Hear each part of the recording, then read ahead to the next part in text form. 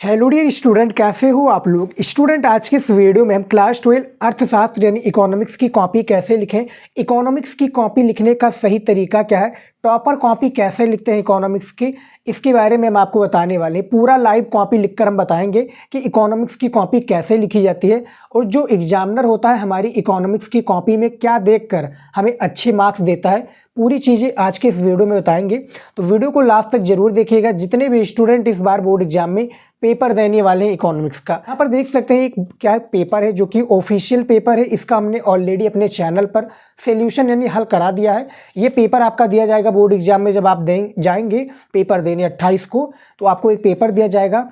उसके बाद में आपका जो कॉपी का फर्स्ट यानी पृष्ठ होगा, जिसको हम कहते हैं कवर, ये आपका रहेगा। यहाँ पर देख सकते हैं ये कवर होगा इस तरह से।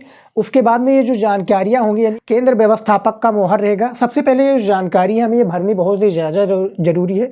यहाँ पर देख सकते हैं कि परीक्षार्थी उत्तर पुस्तिका के किसी भाग में अपना नाम ना लिखें। तो ये जानकारियाँ बहुत ही ज़्यादा इंपॉर्टेंट है। काफ़ी स्टूडेंट इसको क्या है सही से देखते नहीं और बाद में उनको प्रॉब्लम होती है। सबसे पहले केंद्र व्यवस्थापक का मोहर रहेगा, फिर केंद्र का मोहर रहेगा जहाँ पर आप पेपर देने जाएंगे, यानी किसी भी स्कूल में जहाँ पर आपका सेंटर गया होगा। लड़कियों का सेंटर स्थायी ही रहता है अधिकतम। फिर ये इंटरमीडिएट परीक्षा है क्योंकि क्लास 12 इकोनॉमिक्स का है। परीक्षार्थियों पर किसी भी भाग पर आपको नाम नहीं लिखना है, यहाँ पर रोल नंबर लिखना है। उसके बाद में देखिए, परीक्षार्थी सभी प्रविष्टियां शुद्ध एवं स्पष्ट रूप से स्वयं भरें, क्योंकि आप ही पेपर देने जाएंगे तो आप ही भरेंगे सारी चीज़ें।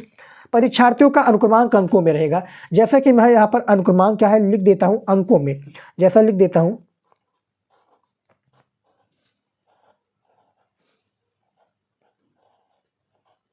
देखिए यहाँ पर देखिए 10 अंक का आपका एक ये अनुक्रमांक होगा। अब इसको क्या हमें यहाँ पर शब्दों में लिखना है, तो यहाँ पर मैं लिख देता हूँ शब्दों में। इस तरह से आपको लिखना है 5, फिर कॉमा लगाते चलिएगा। काफ़ी स्टूडेंट को डाउट था कि सर उस तरह से लिखें ना, इस तरह से ना, आप इस तरह से लिख दीजिएगा। बहुत ही ईजी है और एग्जामिनर इसको भी सपोर्ट करता है। ये नहीं कि आप दोनों भी लिख सकते हैं जो आपको अच्छा लगे, लेकिन फिलहाल आप ये वाला ट्राई कीजिएगा। 0, 2, उसके बाद में देखिए 1, इस तरह से आप लिखिएगा 1, फिर 5। ये जो जानकारियाँ भरनी है स्टूडेंट बहुत ही ज़्यादा इंपॉर्टेंट है। 5 हो गया, फिर 1, फिर 3, इस तरह से आप इसको भर लीजिएगा। उसके बाद में देखिए विषय क्या है, विषय आपका है अर्थशास्त्र। तो यहाँ पर क्या आपको लिखना है, अर्थशास्त्र लिख देना है। अर्थशास्त्र जिसको हम इकोनॉमिक्स भी कहते हैं, आप लोगों को पता ही होगा। तो यहाँ पर हम अर्थशास्त्र लिख देंगे। प्रश्न पत्र क्या है लिखेंगे केवल। पहले क्या होता था, 2 भागों का होता था, तो दोनों भागों का अलग अलग होता था, लेकिन अब केवल इसको लिखा जाएगा। उसके बाद में देखिए प्रश्न पत्र का अंकित संकेतांक, जिसको हम पेपर कोड कहते हैं, ये भी आपको लिखना पड़ेगा। तो यहाँ पर मैं कोई अननोन पेपर कोड का नाम लिख देता हूँ, 606 यानी 506 ZB। यहाँ पर देखिए जेड भी हमने लिख दिया है, पेपर कोड है। अननोन पेपर कोड लिख दिया, जिसे जब आप पेपर देने जाएंगे तो वहाँ पर यानी मैं दिखा दूँ स्टूडेंट, यहीं पर आपका पेपर कोड दिया होता है। जैसे 506 ZB इस तरह से दिया होगा पेपर, तो कोड आपको लिख देना है। उसके बाद में देखिए परीक्षा का दिन कौन सा है, तो परीक्षा का दिन 28 तारीख को आपका पेपर है 2024 का, तो उस दिन शायद बुधवार है स्टूडेंट। तो यहाँ पर मैं लिख देता हूँ बुधवार। ये देखिए यहाँ पर मैंने लिख दिया बुधवार। उसके बाद में देखिए परीक्षा का तिथि या पाली, तो आपका जो पाली होगा, मैं परीक्षा का तिथि बता देता हूँ 28/2/2024। तो 28/2/2024 जो पाली होगा स्टूडेंट वो द्वितीय पाली होगा, क्योंकि आपका शाम वाले पाली में होता है। तो द्वितीय पाली भी यहाँ पर आप लिख सकते हैं। जैसे प्रथम में होगा तो प्रथम लिखिएगा, द्वितीय होगा तो द्वितीय लिखिएगा। उसके बाद में देखिए परीक्षा कक्ष का पूरा नाम आपको लिखना है, एक प्रकार से रूम नंबर लिखना है। तो यहाँ पर मैं रूम नंबर लिख देता हूँ, मान लीजिए 5 है। फिर कक्ष निरीक्षक का पूरा स्पष्ट नाम होगा। उसके बाद में देखिए यहाँ पर केंद्र का नाम होगा, जहाँ पर आप पेपर देने जाएंगे वहाँ पर उस स्कूल का नाम होगा। तो यहाँ पर मैं अपने चैनल का नाम लिख देता हूँ स्टूडेंट, जो हमारा स्टडी नॉलेज है ना, शिवम स्टडी नॉलेज, तो मैं यही लिख देता हूँ, तो आप समझ लीजिएगा। उसके बाद में यहाँ पर आपका दिनांक हो जाएगा, फिर से दिनांक 28, जो कि एक प्रकार से 2 अध्यापक हो जाएगा, जिसमें रूम की गाड़ी लगी होगी जिस टीचर की, वो लिखेगा। तो ये जो जानकारियाँ स्टूडेंट बहुत ही ज़्यादा ज़रूरी है। इसको भरने से पहले यानी कॉपी को लिखने से पहले जानकारी यानी प्रश्न का उत्तर लिखने से पहले ये जानकारियाँ अच्छे से भर लीजिए, तभी आपकी पूरी कॉपी चेक होगी, नहीं तो कॉपी चेक नहीं होगी। और देखिए स्टूडेंट ये हमारा पेपर है। पेपर में देखिए क्या है, समय 3 घंटा 15 मिनट दिया हुआ था। इंटरमीडिएट परीक्षा यानी अर्थशास्त्र का पेपर है, केवल प्रश्न पत्र है। पूर्णांक आपका 100 नंबर का रहेगा, आपको पता ही होगा। 2024 का ये पेपर है। ऑफिशियल पेपर है, जाकर आप यूपीएमएसपी पर चेक कर सकते हैं। नोट प्रारंभ में 15 मिनट परीक्षार्थियों को पढ़ने के लिए, यानी प्रश्न पत्र को जो है आपको 15 मिनट जो पेपर दिया जाएगा अच्छे से पढ़ लीजिएगा, क्योंकि आपको 3 घंटे 15 मिनट यही लिए जाते हैं। 3 घंटे को पेपर हल करना है, 15 मिनट आपको जानकारियाँ जो निर्देश वगैरह इसको आपको आराम से पढ़ लेना है वीडियो को रोक कर, क्योंकि निर्देश के हिसाब से आपको प्रश्न का क्या है उत्तर देना है। सीधा हम बात करते हैं जो बहुविकल्पीय प्रश्न है। आपके 10 बहुविकल्पीय प्रश्न पूछे जाते हैं, आप लोगों को पता ही होगा। यहाँ पर सबसे पहला बहुविकल्पीय प्रश्न क्या पूछा गया है कि व्यष्टि अर्थशास्त्र के अंतर्गत निम्न में से किसका अध्ययन किया जाता है। तो इनमें से व्यक्तिगत इकाई का किया जाता है, हमने इसको लिख दिया है। व्यष्टि अर्थशास्त्र के निम्न में से किसका अध्ययन किया जाता है, राष्ट्रीय आय। व्यक्तिगत इकाई इसमें से टिक लगा है, यानी पहले का आपका का राइट आंसर हो जाएगा, तो हमने लिखा है। तो यहाँ पर मैं लिख देता हूँ स्टूडेंट। तो कैसे लिखेंगे कॉपी में, चलिए हम दिखाते हैं आपको। देखिए सबसे पहले क्या है, आपको पटरी की सहायता से दोनों साइड, यानी एक साइड में खींच देता हूँ, दोनों साइड आप खींचना चाहें लाइनों को, यानी डंडी को खींच सकते हैं, नहीं तो कोई बात नहीं।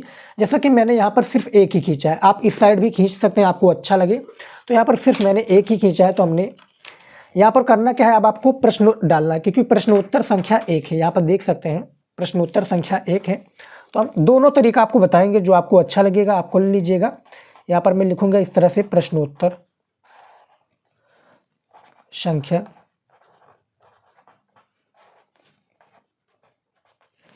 प्रश्नोत्तर संख्या हमने 1 लिखा। इसके बाद में क्या इस तरह से कर देना है हमें, इसको अंडरलाइन, ताकि दिखने में क्या है अच्छा लगे। जैसा कि आप देख सकते हैं दिखने में कुछ हद तक अच्छा लग रहा है, हालांकि मेरी राइटिंग अच्छी नहीं है लेकिन अच्छा लग रहा है।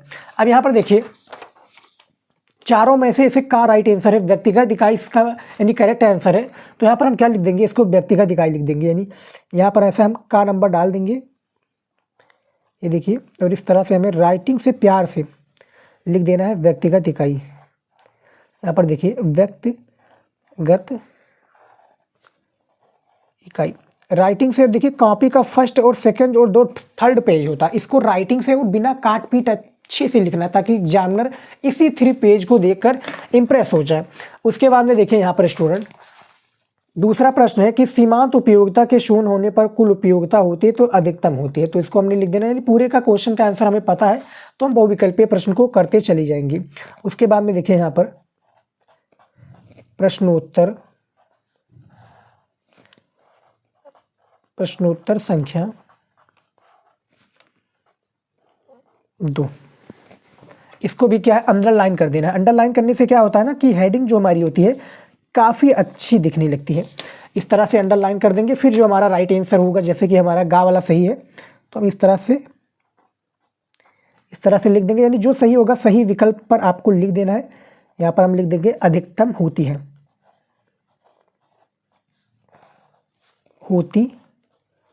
राइटिंग से बिल्कुल प्यारा सुंदर, कोई गंदगी मत करना है और साफ सुथरा बिल्कुल लिखना है, अधिकतम होती है।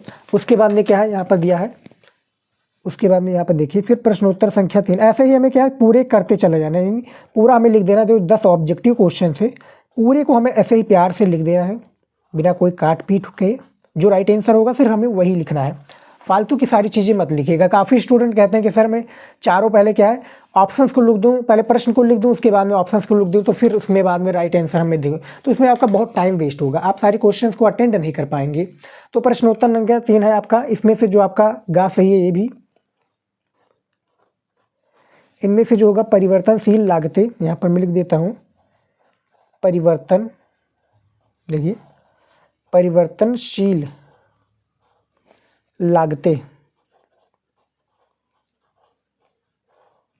परिवर्तनशील लागतें शून्य हो जाती है।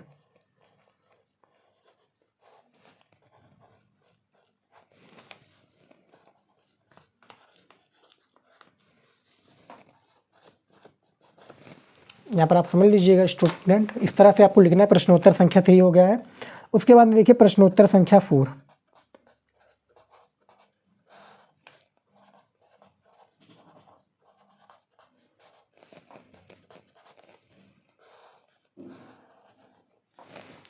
प्रश्नोत्तर संख्या 4 क्या है, इसमें आपका राइट आंसर हो जाएगा का।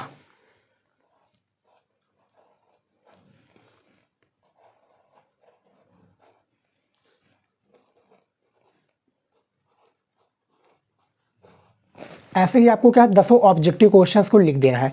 अब चलिए हम आपको बता देते हैं, देखिए ऐसे हमने 4 तो लिख दिया है, अब आपको 10 ऑब्जेक्टिव क्वेश्चंस को ऐसे सीरियल वाइज क्या है प्रश्नोत्तर की संख्या के डालने के बाद में ऐसे लिखते चले जाना है। बस आपने ऑब्जेक्टिव क्वेश्चंस को कर लिया है। अब हमारा आ जाता है 8 जो हमारा पूछा जाता है वो अति लघु उत्तरीय प्रश्न पूछा जाता है, जो कि प्रत्येक प्रश्न 3 नंबर का होता है। इसका मैंने सोल्यूशन ऑलरेडी अपने चैनल पर करा दिया है, नहीं देखा तो जाकर जरूर देख लीजिएगा। यहाँ पर देखिए 11 नंबर प्रश्न पूछा गया है कि व्यष्टि अर्थशास्त्र तथा समिष्ट अर्थशास्त्र में मुख्य अंतर क्या है। हमें बेसिकली क्या है जो मुख्य अंतर होता है इसके बारे में हमें बताना है।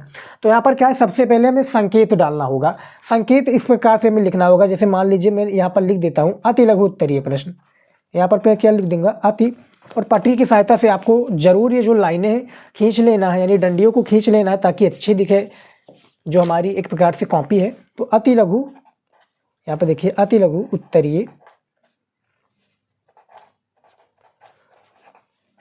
उत्तरीय प्रश्न। गलती कोई भी नहीं कहीं नहीं है आपको, यहाँ पर थोड़ा देख लीजिए गलती हमारी हो गई है, लेकिन बोर्ड एग्जाम में आप बिल्कुल भी मत कीजिएगा। अति लघु उत्तरीय प्रश्न हो गया। उसके बाद में देखिए प्रश्नोत्तर नंबर 11 है हमारा, तो इस तरह से करेंगे कि हम ऐसे लिख देंगे प्रश्नोत्तर संख्या 11।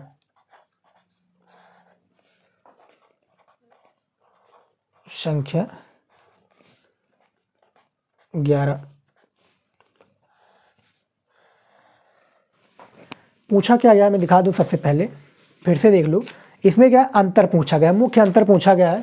तो हमें क्या करना है इसका आंसर चलिए दिखा देता हूँ कैसे लिखना है आपको, कॉपी में कैसे लिखना है, जो आज आपका डाउट है वो क्लियर हो जाएगा। तो यहाँ पर सबसे पहले हम लिखेंगे कि व्यष्टि अर्थशास्त्र तथा समिष्ट अर्थशास्त्र के मुख्य अंतर निम्नलिखित है। इस तरह से सबसे पहले कॉपी में डालना है आपको। 3 नंबर का क्वेश्चन है, व्यष्टि अर्थशास्त्र तथा समिष्ट अर्थशास्त्र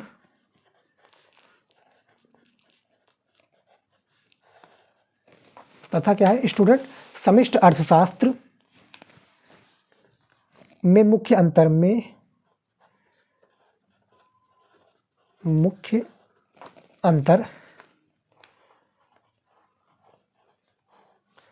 निम्न है या निम्नलिखित है या निम्नवत है। तो मैं यहाँ पर लिख देता हूँ निम्नलिखित है,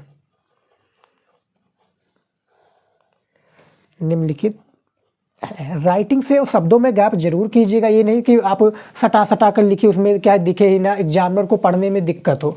तो वहाँ पर पढ़ने में दिक्कत होगी तो आपका नंबर कटेगा। तो इसलिए आपको क्या करना है, पढ़ने में कोई दिक्कत ना होना चाहिए, इस तरह से आप लिखिए।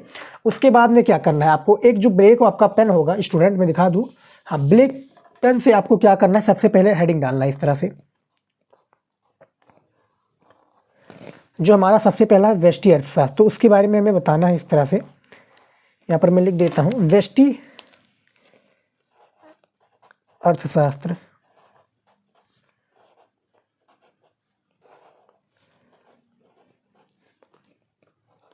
फिर क्या है, हमें जो हमारा स्केच है, स्केच की सहायता से हम ज़्यादा उसका प्रयोग करेंगे। तो स्केच की सहायता से नीचे अंडरलाइन कर देंगे ताकि दिखने में बहुत ही अच्छा लगे। उसके बाद में देखिए यहाँ से हम सारी चीज़ों को बताएंगे, जैसे व्यष्टि अर्थशास्त्र के बारे में बताएंगे, इसका अंतर बताएंगे। देखिए दोनों में ज़मीन आसमान का फ़र्क है और इसका हमने आंसर बता दिया है। व्यष्टि अर्थशास्त्र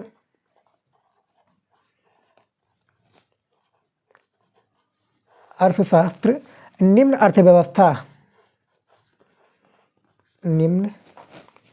अर्थव्यवस्था यहाँ पर देखिए निम्न अर्थव्यवस्था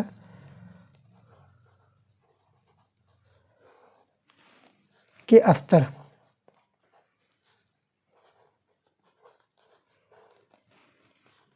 पर आर्थिक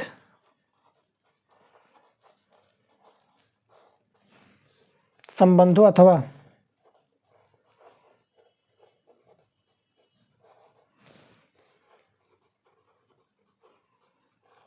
इसके बाद में थोड़ा थोड़ा लिखते चले जाना इसका, यानी 50 शब्दों में इसका आंसर देना होता है। उसके बाद में दूसरा आप हेडिंग डाल दीजिएगा, जैसे समिष्ट अर्थशास्त्र के बारे में भी बताना है तो इस तरह से आपको हेडिंग डाल देना है समिष्ट अर्थशास्त्र। क्या लिखना है आपको, समिष्ट अर्थशास्त्र।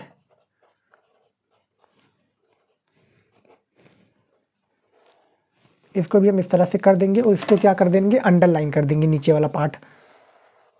और इसके बारे में भी हम ऐसे प्यारा सा हेडिंग डालकर लिखते चले जाएंगे। फिर समझ लीजिए जो हमारा 8 क्वेश्चन है ये भी हमने कंप्लीट कर दिया। उसके बाद में क्या करेंगे मैं दिखा दूँ फिर से।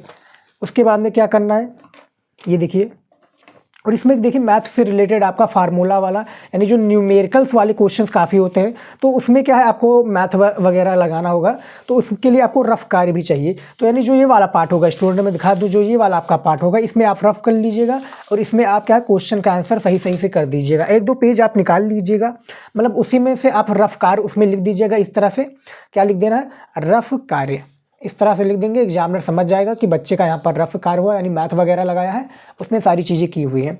तो यहाँ पर आपको इस तरह से कर देना है। उसके बाद में देखिए यहाँ पर स्टूडेंट में दिखा दूँ आपका, अब देखिए हमारा 8वां ये भी क्वेश्चन आप कर लीजिएगा कॉपी में, तो आपका हो गया। अब लघु उत्तरीय प्रश्न हमारा स्टार्ट हो गया। तो इसमें यहाँ पर देखिए स्टूडेंट क्या है ये मैं दिखा दूं पहले। जैसे भारतीय रिजर्व बैंक संतुलन कीमत में अधिक परिवर्ती, इसमें कुल लागत क्या है इसके बारे में बताना है। उसके बाद में देखिए यहाँ पर क्या क्वेश्चन पूछे जाते हैं, यानी एक प्रकार से समझाना, यानी चित्र की सहायता से। चित्र की सहायता से आपका काफ़ी ज़्यादा पूछा जाएगा, जैसे कि उपभोक्ता बजट सेट क्या है, इसके आधार पर बताइए। राष्ट्रीय मापन कौन कौन सी कठिनाइयाँ शामिल होती हैं इसके बारे में आपको बताना रहेगा। उदासीनता वक्र की सहायता से समझाइए। तो यहाँ पर जैसे कि हमारा 8 क्वेश्चन तो हो गया अति लघु उत्तरीय, फिर हमें लघु का करना है। तो यहाँ पर हम सिंपल सा एक प्रकार से वो डाल देंगे, चेतावनी पॉइंट डाल देंगे कि एग्जामिनर को पता चल जाए, यानी इसको हम संकेत कहते हैं। तो संकेत हम डाल देंगे कि एग्जामिनर को पता चल जाए कि यहाँ से लेकर यहाँ से अब लघु उत्तरीय स्टार्ट हो चुका है, और जितना आपको नंबर देना चाहिए उतना नंबर पूर्ण रूप से अच्छे से दे। तो लघु उत्तरीय प्रश्न भी हम यहाँ पर लिख देंगे इस तरह से,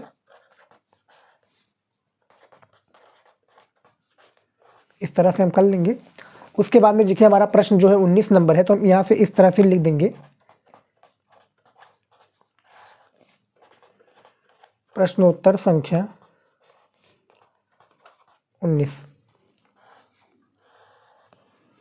इस तरह से लिख देंगे। उसके बाद में जो हमारा क्वेश्चन पूछा गया कि मांग को प्रभावित करने वाले कौन कौन से तत्व हैं, तो हम उन तत्वों के बारे में इसे सिंपल सा डाल देंगे कि मांग के सबसे पहले हमें क्या डालना है कि मांग के प्रभावित करने वाले निम्न तत्व निम्नवत है, यानी निम्न प्रकार से हैं। इस प्रकार से आपको क्या है हेडिंग ऐसे लिखते चले जाना। उसके बाद में पॉइंट के थ्रू जैसे 1 फिर 2 इस तरह से आपको लिखते प्यार से, सिर्फ आपको 2 ही पेन की सहायता से करना है, एक आपका ब्लू एक आपका ब्लैक, ये 2 पेन की सहायता से आपको सारी चीज़ें लिख देना है।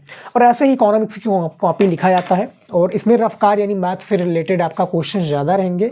थोड़ा आपको देखिए मैथ नहीं होता, सेम इसी प्रकार से इकोनॉमिक्स वह रहता है। और इकोनॉमिक्स में जो आपको क्या है एक प्रकार से सारी चीज़ें करनी होंगी, सिर्फ आपको क्या है जो रफ कार्य होता है इसको 1 पेज आप निकाल लीजिए, 1-2 पेज, और उसी में जो मैथ वगैरह लगाना है आपको लगा लीजिए, सारी चीज़ें आपको समझ लीजिए। तो फिलहाल स्टूडेंट यहाँ पर देख सकते हैं हमने पूरा कॉपी लिखने का आपको तरीका बता दिया, आपको एक प्रकार से रास्ता दिखा दिया है, उस पर चलना आपको है। वहाँ पर हमने रास्ता दिखा दिया कैसे आपको कॉपी भरना है, कैसे लिखना है, सारी चीज़ें आपको ऐसे ही करनी है बोर्ड एग्जाम में। बहुत ही ईजी तरीका, यानी कि आपको एक प्रकार से टॉपर भी ऐसे ही लिखता है स्टूडेंट, मैं बताना चाहूँगा आपको टॉपर भी ऐसे ही लिखता है, वो कोई अलग नहीं करता। पैराग्राफ और चित्र वगैरह यानी जो आपको फिगर वगैरह बना रहेगा उसी में बनाना रहेगा, और सारी चीज़ें वैसे ही करनी होगी।